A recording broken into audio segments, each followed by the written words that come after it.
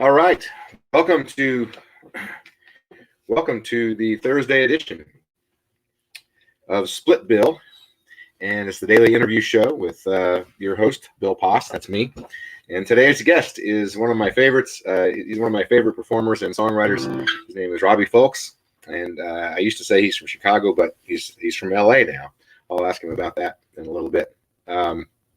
So I always start the show out with a song, and one of my favorite songs by Robbie Fulks is Aunt Peg's New Old Man. And in the song, he talks about Aunt Peg's New Old Man doesn't care for the Scruggs style. And my dad was a five stringer, and he played the Scruggs style, and he played it pretty dang well.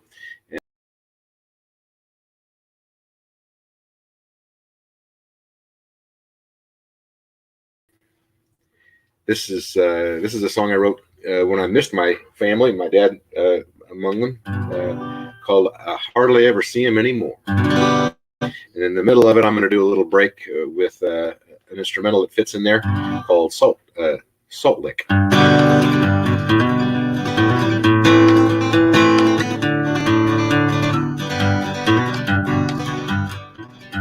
My brother's girls grew up and moved away. They move a little farther every day. Seems we just got started when I heard the slamming door. Well, I hardly ever see them anymore. I hardly ever see them anymore. I wonder if they ever think of me. And even when I see them, it's never like before. I hardly ever see them anymore. My favorite was the first to pass away.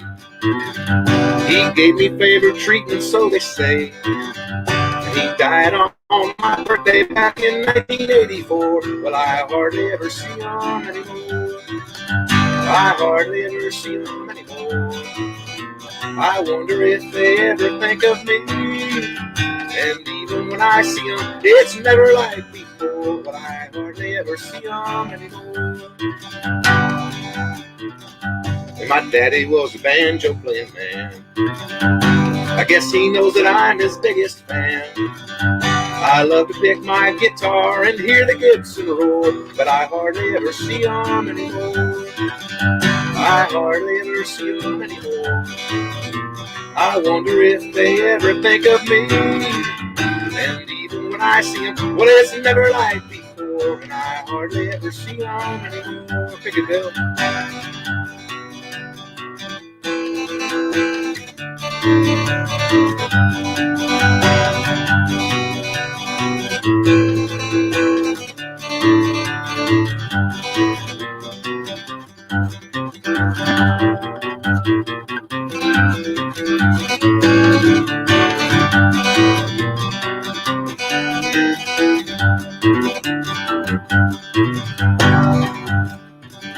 My family all lives in Texas now. My friends, they say that I'm just too damn proud. Or I don't know the difference between poverty and poor. Well, I hardly ever see them anymore. I hardly ever see them anymore. I wonder if they ever think of me. Even when I see them, it's never like before. Well, I hardly ever see them anymore. And I hope they find the peace of mind that I've been searching for. I hardly ever see them anymore.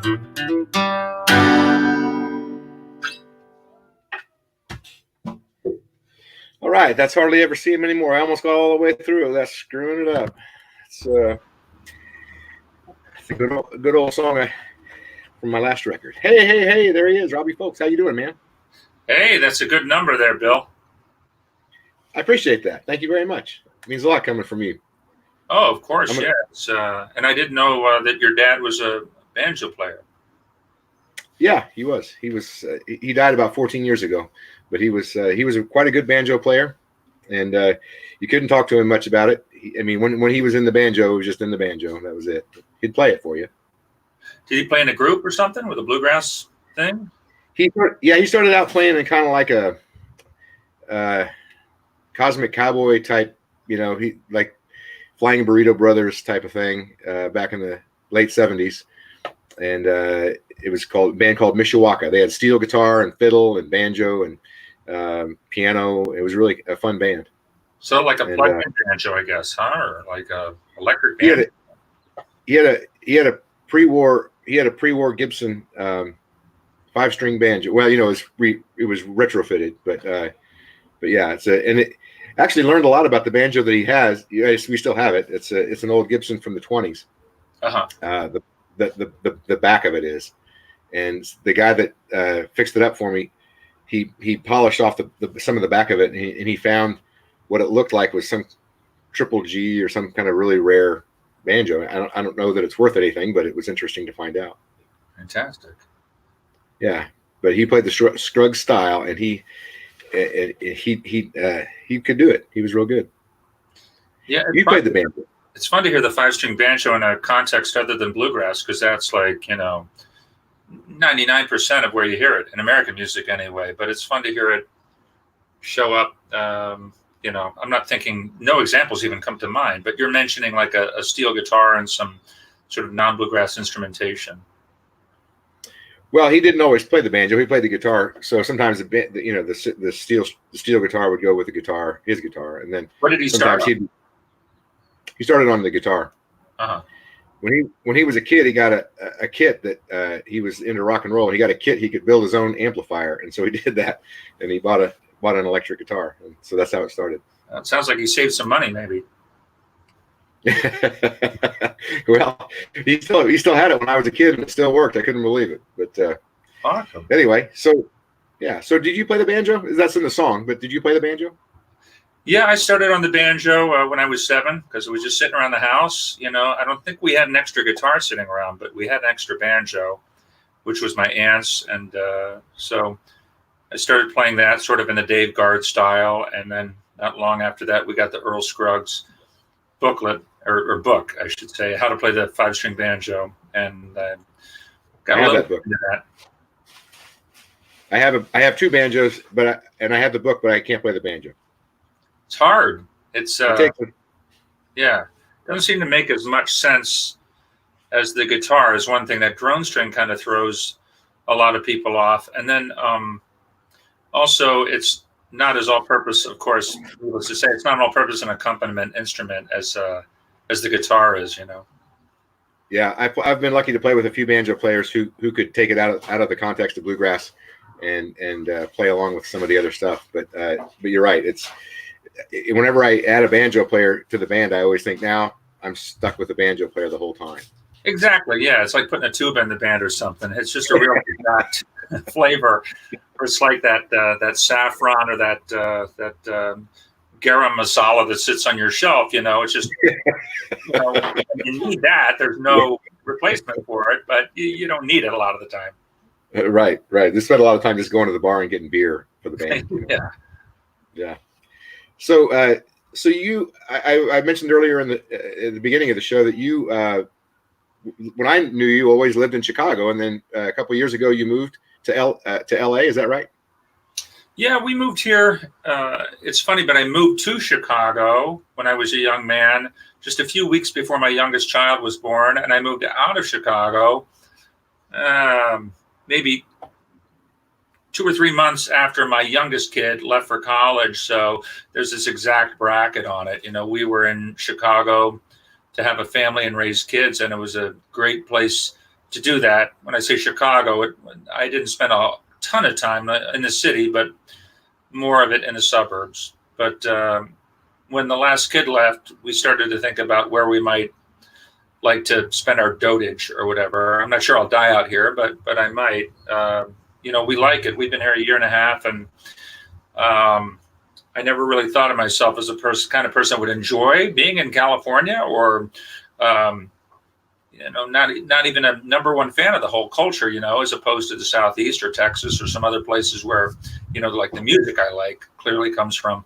But that said, California country, there's nothing like it. The music of Buck Owens and so on, the Bakersfield thing. Sure. And beyond that, just the weather and the culture here, we're finding it extremely congenial. And if we ever do leave, I think it's going to be hard to leave. It wasn't too hard to leave the snow and the slush in a way in the middle of December in Illinois. Right. I often think about, I think that a lot of people in this particular time of being home and isolated and having a lot of time to think about your life, more than some people want, really. People think about, what would I do if I could just do whatever I wanted? If I could live wherever I wanted, where would I do that?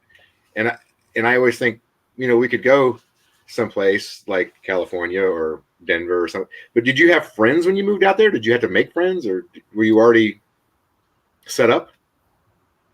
Yeah, that's a good question. I think when I moved to Chicago when I was 20, I didn't know anybody. So it's kind of fun and interesting, to throw yourself into a deep pool, not quite knowing how to swim.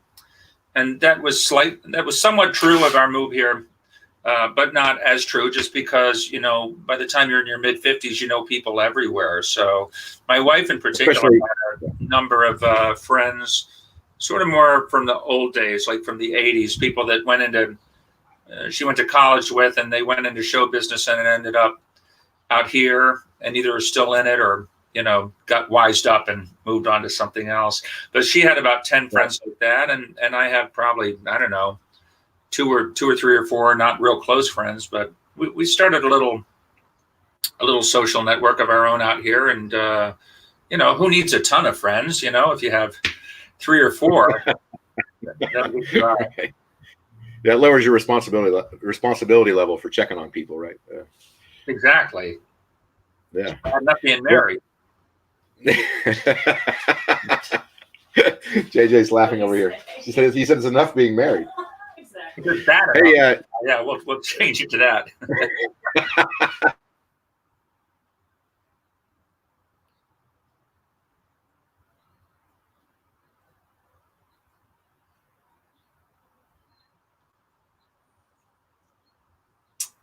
If you can hear me, Bill, I've lost you.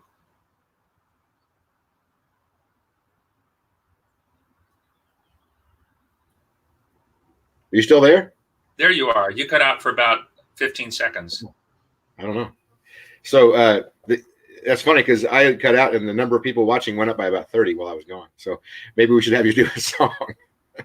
Okay. Well, there's only one I can do, I guess, after you did that last one. Came up the hill to meet him in the dirt patch he was weeding. That was our first looking at Peg's new old man.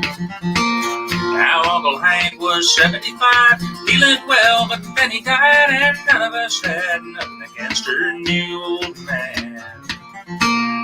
She liked to spittle and dug down, like his help in the rural route, and the rest didn't dare thinking about Aunt Peg's new old man.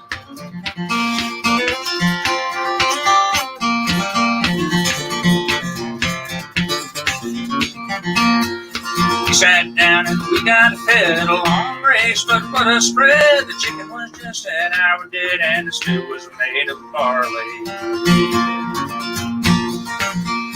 Pulled out my banjo after a while, but he didn't like the scrub style. Listen up, boy, this year's called Going Down to Raleigh. Going down to Raleigh. Down, down, down, down. Going down to Raleigh.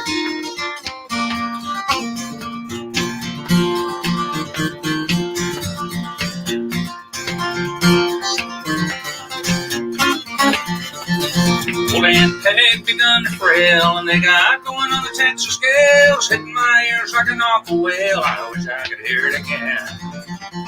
Though he had no use for the modern stuff, the back was strong, his hands were up, but he rocked and rolled eight. Sure enough, Aunt Peg, old man.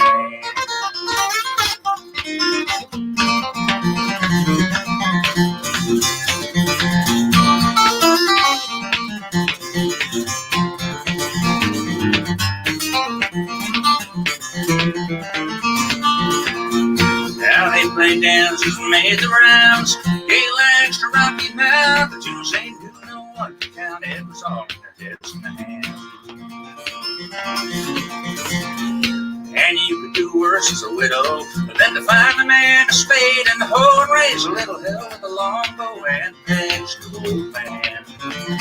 Yeah, she liked to spittle and no doubt liked his help on the rural route, and the rest didn't there thinking about Aunt Peg's new old pants. She liked to fiddle and look down, like this help in the road down, and the rest I don't want to think about. Aunt Peg's new old man.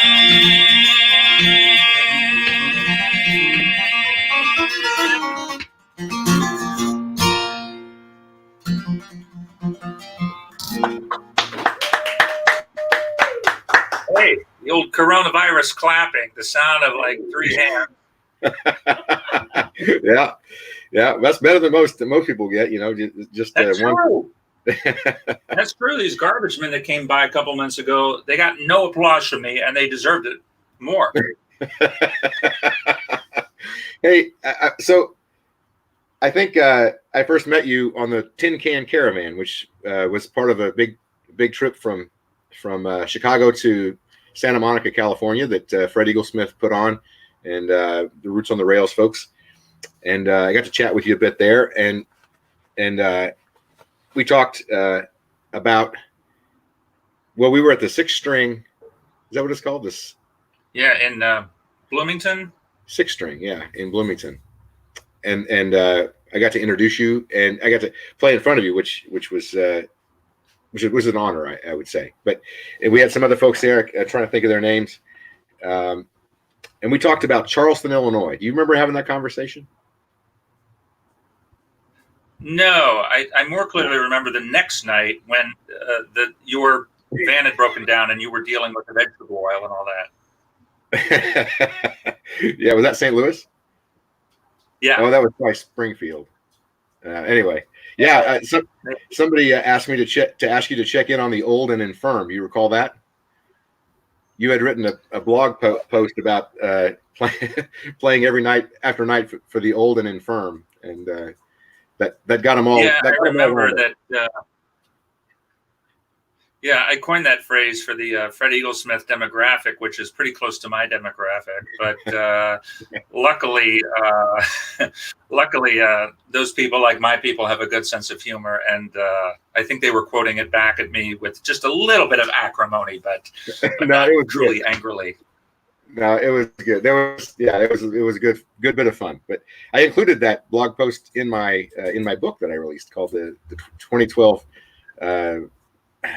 What was it called? I mean, I had a book about traveling in a van in a bus with a traveling band, and you were kind enough to let me use that in my book. So thank you for that. Yeah, always a pleasure to show up in somebody's book. Big coffee table paperback, if I remember. It was glossy and pretty. It's beautiful. But the reason we were talking about Charleston was because you used to play at a place called Friends and Company in Charleston, and as I did. And Shannon would always say it was too bad that I couldn't draw nearly as many people as Robbie Fulks, and I would be like, yeah, well, whatever. But you said that you're going. Sorry, she said that to you. Yeah, she was being, she was being That's Shannon, polite, isn't it? Yeah. Yeah, she's funny that way. But I played there for years and years and years, as I know you did. But you said that she's still in your life. How are you still talk to her occasionally? And well, it's more that she talks to me and I answer. She's living in the suburbs of Chicago somewhere, and like she just she sends me a message on Facebook every once in a while. We were out of touch for a lot of years, but she asked me for a guest pass to a Jason Isbell show. She asked me for favors every now and then, which I'm pretty happy to provide, because she always provided the favor of free drink after free drink, until 4 a.m. at that bar. Yeah, that was a legendary place. And part of the reason I asked about it is because so many people who are watching here will remember Friends and Company, or have at least vague memories, because as you said, if you were there, if you remember it, were you really there? Right. It was the kind of place it was. Right. We've been very excited to present you in Effingham at the Moccasin Creek Festival, but also we presented you at a couple of small clubs, and that's one of the missions of the Posh Music Works is to bring great artists like yourself to places like Olney, Illinois, or Effingham, Illinois. But that show you did in Olney was, I have to tell you, was my favorite show. It was one of my favorite shows I've ever seen. But of your shows, you were just so locked in with that crowd, most of whom had never heard you before. Do you recall that show? Oh yeah, it was just like what, a year and a half ago or something. If that, yeah, it wasn't even that long ago. Maybe not even. Yeah. Yeah, I had a great time doing that show. I don't always like doing solo shows. I was alone, as I remember, and sort of between other dates with different formats and stuff. But yeah, there's something fun about a solo show. I think you go in with like lower expectations, so it's easier to exceed people's expectations. They're like, it's one guy with a guitar. How great could it be? You know. So you benefit from that, but also that kind of, I don't know if culture is the word, but that kind of vibe in mid-state, you know, downstate, mid-state Illinois. I kind of dig it. You know, it's not too different from Kentucky or, you know, other places that are closer to where I grew up, and it's just kind of a no. We can say bullshit on here, right? It's like a no. Yeah, we can say whatever we want. You know. And for God's sake, we ate dinner in a mausoleum or whatever. Yeah, something like that. Yeah. And one of the great, of course, you seemed very relaxed. And toward the end of the show, you were kind of baiting somebody about "Fuck This Town," the song "Fuck This Town," and no one thought you were going to do it, and then you did it. And I was in the very back, and there was one lady who was not having it, and she made her whole family get up and leave. And after it was done, you said, "Oh wow, I only lost one table. That was pretty good, I thought." That's not bad. Yeah, usually, like oftentimes I'll lose one. I'll get a walkout, kind of a noisy walkout, but that's it. You know, which is good. The rest are more solidified after that. I got a walkout. When was it? Last month, I think. Can't even remember what month it is anymore. In February, this was. Yeah, I got a walkout, but it was accompanied by a letter. And the letter, for some reason, was on a greeting card. It was on like a "get well soon" greeting card. She must have had it in her purse.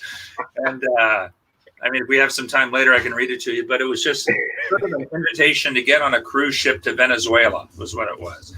Really? Yeah, the lady thought I was a libtard. Oh, wow. Yeah. Could be. I don't know. How would you know, right? Yeah, I can't. Yeah, you tell me, people. Leave it on a greeting card. Well, I got more to talk to you about, but do you have another song you want to sing for us? Nah, that's it for me. Yeah, let me think of something good to sing. You know, unlike when we did our sound check, I'm outdoors because my wife is recording indoors. And so as a result, I don't want to sing anything too loud because it's kind of embarrassing out here with the neighbors and everything. Well, it sounds really good. Oh, good. I was going to ask about that. Let's see. Something else that I made up, maybe. Let's do... Of course, I think I can see some Facebook comments that are coming in, maybe. And if you see any and there's any requests, you can let me know that, too. JJ has one here. No, that's not a request. Oh, no. Okay.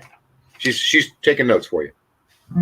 Those little slim guys would swing their feet down the airport side of Franklin Street, and I'd watch them in the not quite innocent way. I'm looking at them this evening,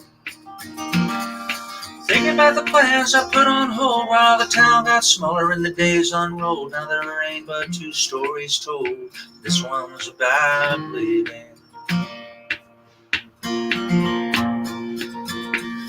I remember Katie, then Rosalie. I was pressing my luck when I tried for three. Some shrink from a shameful deed. Me, I do it gladly. If I hand you a line, girl, you know it's true. If I give you a couple, then it's yours to choose. One story from a total of two. It's got a good chance to end badly. So fare thee well, Carolina gals. I'm going where you can't find me. There'll be trouble in the days to come, and a lot more fools behind me.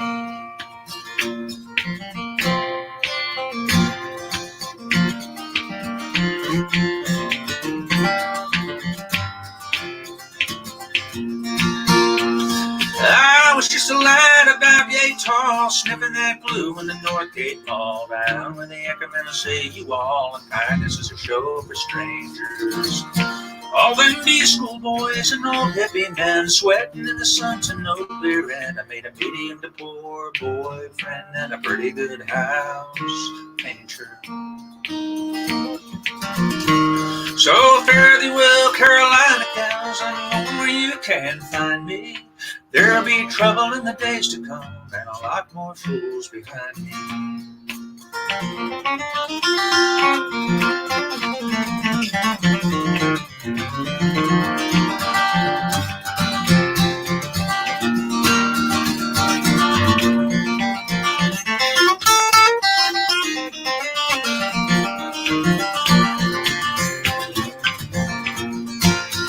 From his home, Dad's heart couldn't be healed like a simple phrase in a well-made tune, but stackily will sound good on the moon. You don't need a cane chair and a hound dog. He'd sing the blues, I just smiled. I was such a calm and settled child, thanking the Lord, never dreaming the while he was laying out my downfall. So with my hair in my eyes and my chest out swelled, I stood on a porch and I buzzed the bell, looking round the blind, knowing full well her folks was gone to Boston. Now they mean quiet when they say lights out, but that was love making and it made me shout. Daddy would have come home fast, no doubt, if he knew what the weekend would cost him. So fare thee well, Carolina gal, I'm where you can find me. There'll be trouble in the days to come, and a lot more fools behind me.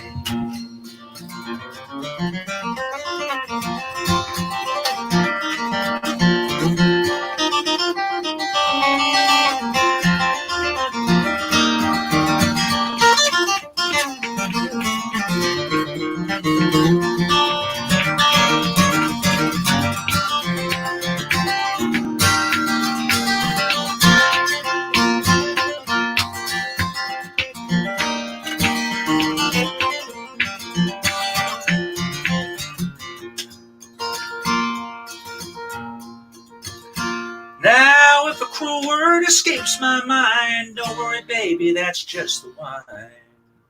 On second thought, it's not the wine, it's just me talking.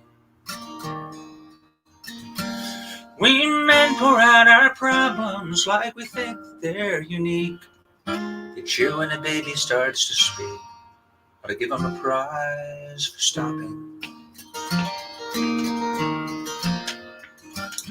Baby, don't you be too surprised if I cash in the farm after Mama dies. Get a Cadillac and just ride till the Pacific meets the bumper.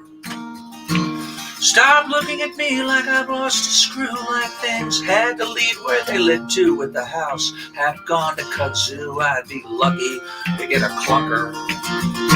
Like I landed in the upper south, by God, I gotta make my own way out. I should have read the signs by now. I should have heard the locusts buzzing before old Tommy Thompson's dead and gone, and I'm feeling not so strong. Chapel Hill never did me wrong. It was fine, and then it wasn't. So fare thee well, Carolina gals, I'm going where you can find me. There'll be trouble in the days to come, and a lot more fools behind me. Fare thee well, Carolina gals, I'm going where you can find me. There'll be trouble in the days to come, and a lot more fools behind me.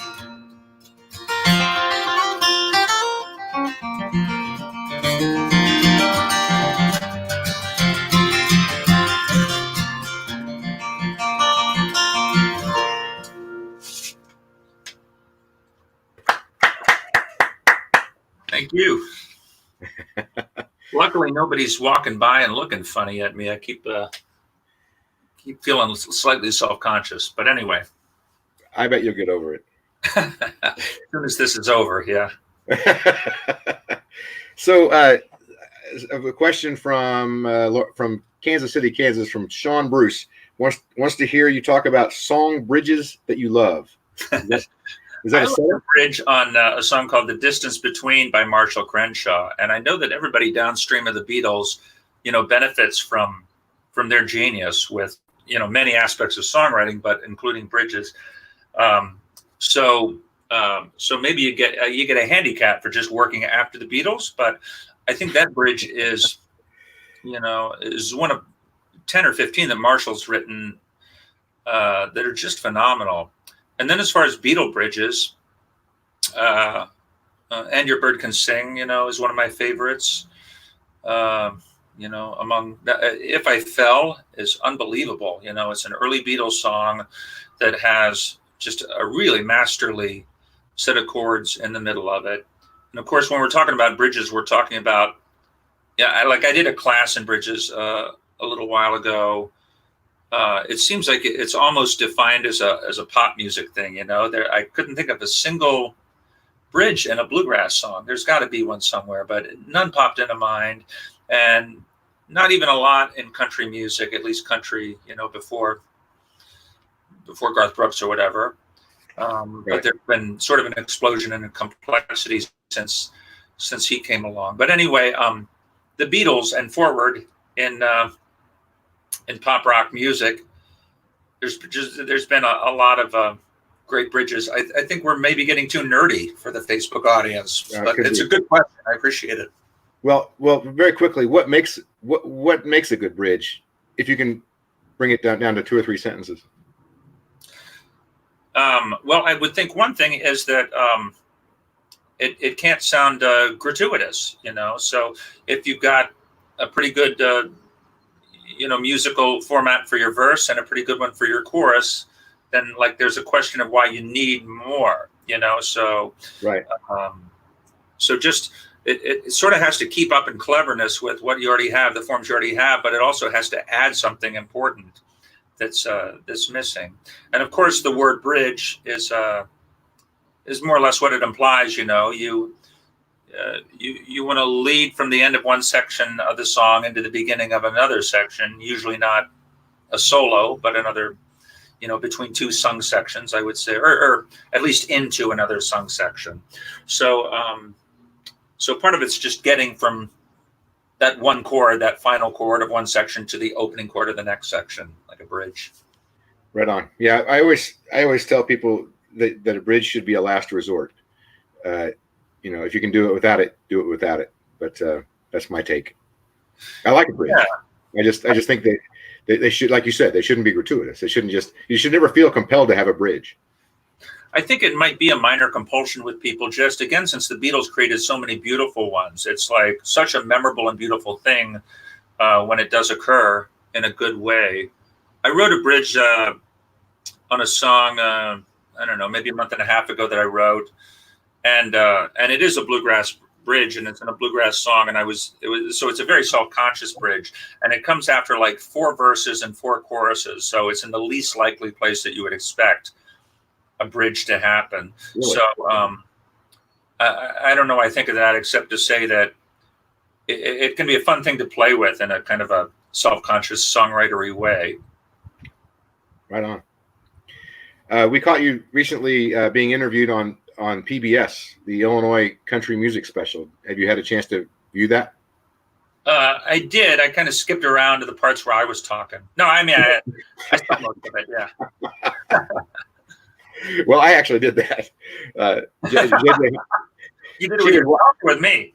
She was. I wasn't in it. She was watching it, and she was telling me about it, and she's like, "Come and watch it." Finally, she said, "Robbie's on." So I ran in the other room and I watched you talk for a little bit, and then I got to watch the whole thing later, and it was good. I thought it was really a good thing. It was nice to celebrate a lot of the folks, especially yourself and like Jeff Tweedy and those guys. And I felt like they dropped the ball on a number of them, but I'm not I'm not gonna write them a letter or anything. They could have talked a little. I sometimes feel a little put on the spot when I'm asked to to pontificate on the subject of Illinois country.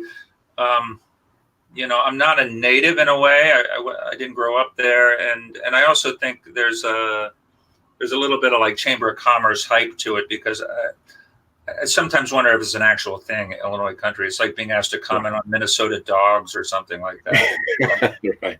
Yeah, I don't disagree, and I'm from here. But what was it like when you were in those late 90, early mid 90 years? I guess you were here then, and you were part of what we now view as the vanguard of Americana, or not Americana, really alt country, I guess we called it back then. Did you feel like that was a thing, or were you just doing your own thing and it just happened to fit in? Yeah, definitely the latter. I didn't.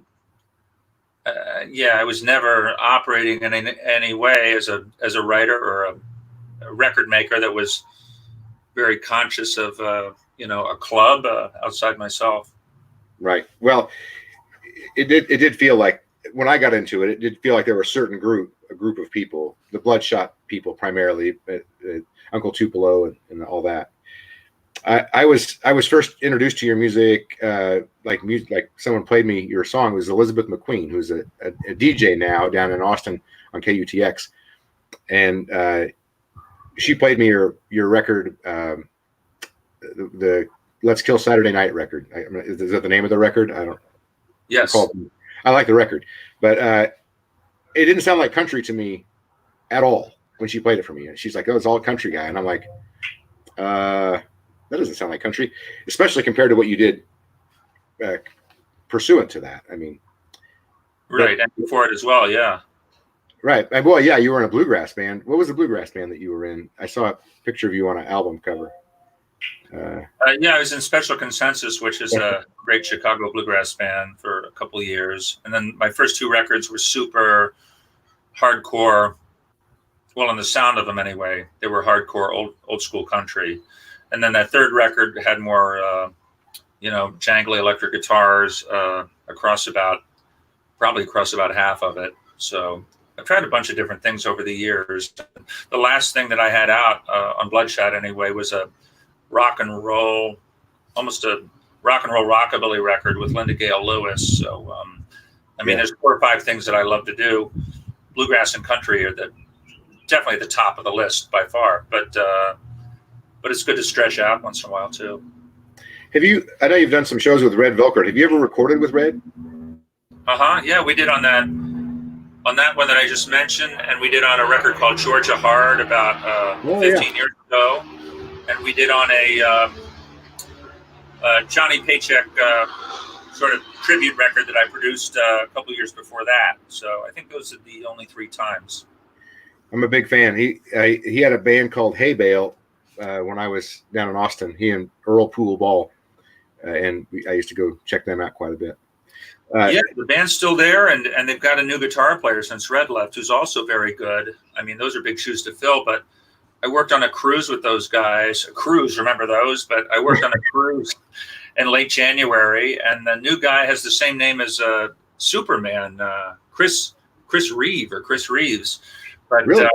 Interesting. With him a little bit. He's a bit of a drinker and a great guitar player and a good old boy. Nice. Well, those are big shoes to fill. So, yeah, he's a big guy.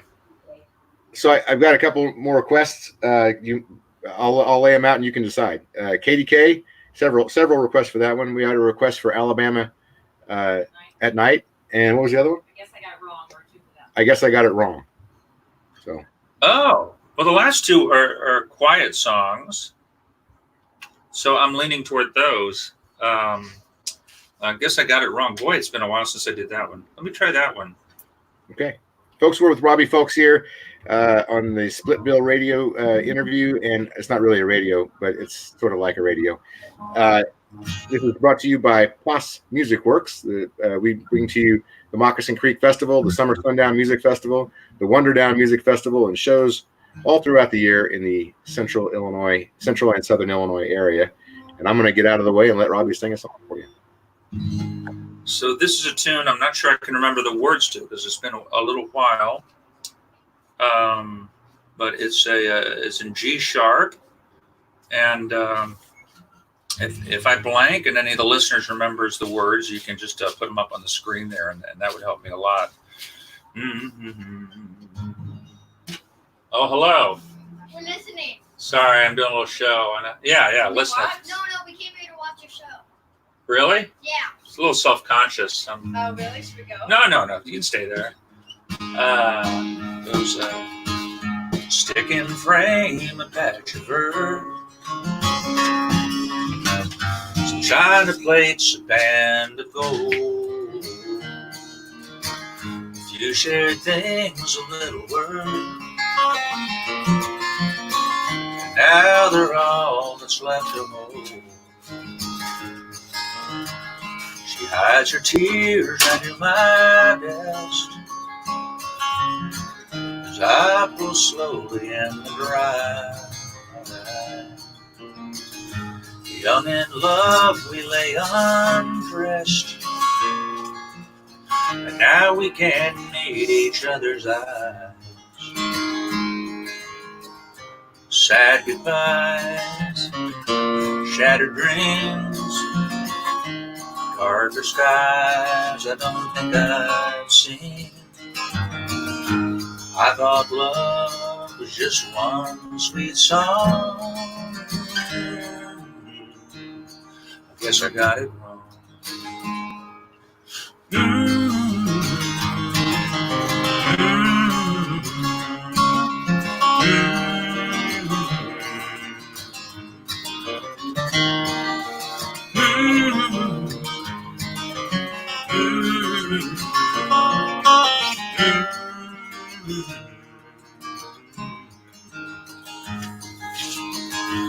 Houston tollway to I-10.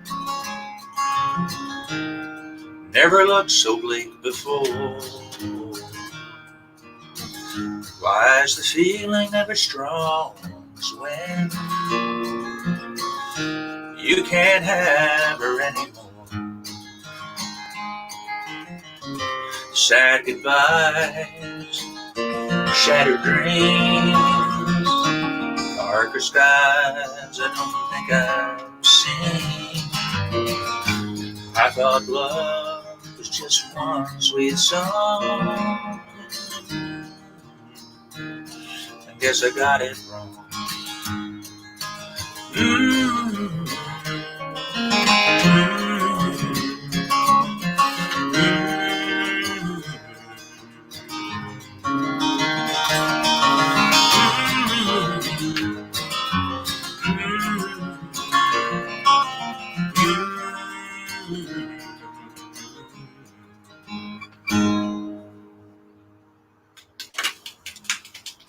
Thank you, people on the sidewalk.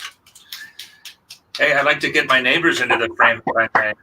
Yeah, let's do it. My neighbors just dropped by, Io and her lovely son Finn over here. And you mind stepping into the picture? They're bandits and they live next door. I don't know if you can see them. Can you see us? We can't get too close. Yeah, they Oh are. yeah, there they are. There. We got social distancing over here. They can't get close. And, the angry postman just came by too. Yeah, he got like 2 feet. I think I caught some of his anger. We got an angry postman over here. Wow. And a criminal who lives next door, but that's neither here nor there. Oh. So I had one more thing I really wanted to ask you about, and it's something that I have no idea. We've never talked about this before. You're I think we would agree. I mean, those of us who are fans of yours would agree that you're a very funny person, and with a very dry sense of humor. Are there comedians? Do you like watching comedians? Do you actively follow any? I mean, is this something that you do? Yeah, I'm kind of a comedy nerd. I love it, ever since I was Really? a kid. And, like Mort Drucker died last week, I think it was. And he was a contributor to Mad Magazine forever and ever, like I think since the late 50s, maybe. And, he died. He was close to 100 years old. But anyway, it gave us occasion to, like my wife and I were driving around and we played this game where she said the name, there are all those Mad movie parodies from over the years, like Right. 60 years of movie parodies, like cartoons. And Mort Drucker drew probably half or more of them. He was a great illustrator. But anyway, we commemorated his death, and she would throw out a title. We went title by title down the list from the 50s, and you'd have to guess what the parody Mad title was. Kind of a fun game. What their greatest one, in my opinion, was Poseidon Adventure, which is really hard to make up a funny phrase on the Poseidon Adventure. But theirs was the Poop Side Down Adventure, because if you remember, the ship turned upside down. So they had the Poop Side Down Adventure. And for Witness with Harrison Ford, they had Witless. So there were some great 30s, but that's all to get around to the point that I started getting stewed in that stuff when I was, 8 years old, and it just stuck. Right on. We watched what's his name, Mike Burke-Biglia last night doing his show, My Girlfriend's Boyfriend, and I would recommend that to I know my listeners here, some are looking for things to do. So if you're bored and you want a really funny, wry comedian, Mike Burke-Biglia is a good one that I just discovered this year. So check him out. Yeah, he's super funny. I'll watch that tonight. It's a good recommendation. And I'll recommend also Io Perry, great musician that lives next door to me. Do you have anything new that's out that people can look at? Never. Do you have anything that people don't can? Go to her name. Oh, yeah. It got taken by some weird Chinese, some weird Asian gambling people. Yeah, don't go to ioperry.com. Okay, don't go to ioperry.com, she says. This is man. Oh, go. Okay. Oh, my wife's here now. This is going to shit, Bill. There was a milkman? Not a milkman. Is there an Iceman too? The Iceman cometh. Actually, yeah. Just a grocery. All right. Very good. Well, you feel like taking us out with a song? Yeah, sure. Hey, thanks a lot, Robbie. It's been a pleasure talking to you. Is this it then? Yeah, we'll be done. All right. I'll do one Something else you more. want to say? Bye. Thanks to whatever fools looked in on this. Let's see. As usual, it'll take me about 40 seconds to come up with something good here. Let's do. Already did. Well, I will say that we have tomorrow on the program. We have Neil Sausage from a great rising jamgrass band called the Mighty Pines. And Neil Sausage is the guitar player and lead singer and songwriter for the Mighty Pines. We had a great week this week. We had another 5-tool player, Robbie, that you probably know, Will Kimbrough, on Tuesday. Yeah, I know Will very well. Yeah, he's. How you doing? He seems like he's doing good. He was on his porch. And he kept touching his face. I was a little uncomfortable. Oh, but that's a lot like this show. He apologized several times. It was kind of funny. And then we had Chicago Farmer yesterday. You know Cody. Sure. Yeah, and I know he's a big fan of yours, and I think he was watching earlier. So, but do you want to hear requests, or you got a song picked out? Well, I kind of had one picked out, but what are the requests? Needed Cigarette State. Needed Cigarette State. KDK. Money for Wine. Money for Wine. Alabama at Night. Alabama at Night. All right. I'm going to do none of those. Here we go. Well, it's got grass in the wintertime, flowers in the spring, but Texas in the summer is not suffering. I went up on Jackson Hill and I sat down and I waved at every stranger just to get around. It's a long ride, but a little I can.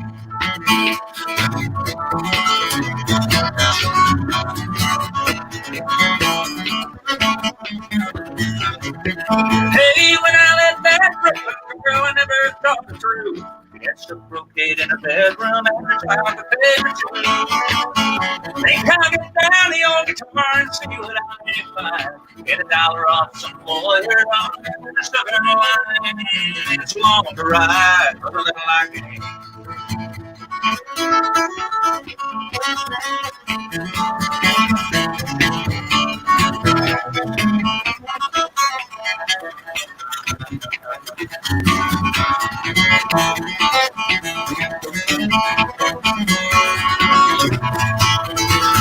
These New York folks treat you kind when your wallet's in your hand, but a string on your shoulder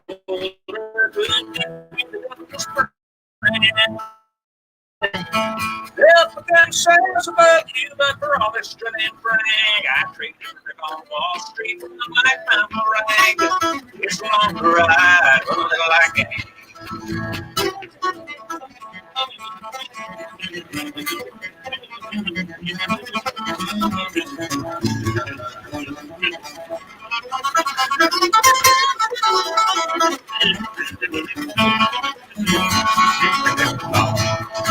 Well, I rode back to my childhood But if I could only go, there's a little girl that stole my heart, and I think she'd like to know. But the road it goes but one way, and we only go inside. There's to make a bit more in the daytime than I can be found at night.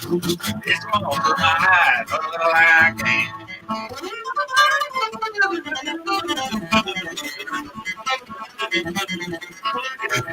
Come on, Robbie.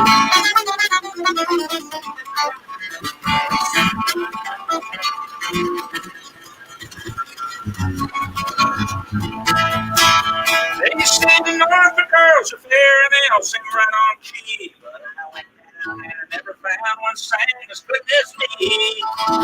And they say that there's a wondrous land for any good man to rise. It's got drinking women, and I'll be surprised. It's a long ride for the little acting.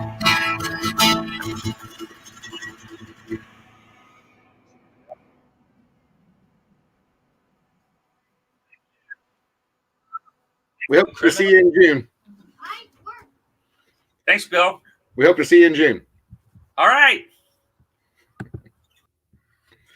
Thank you, folks. It's been a pleasure. That was a real treat, and I hope you enjoyed it too. That's Robbie Fulks, all the way from Los Angeles, California. Join us tomorrow, 3 o'clock. We'll have Mr. Neil Sausage from the Mighty Pines, and I will probably have next week's schedule to announce tomorrow's show. So, all right, hang in there, and we'll see you tomorrow.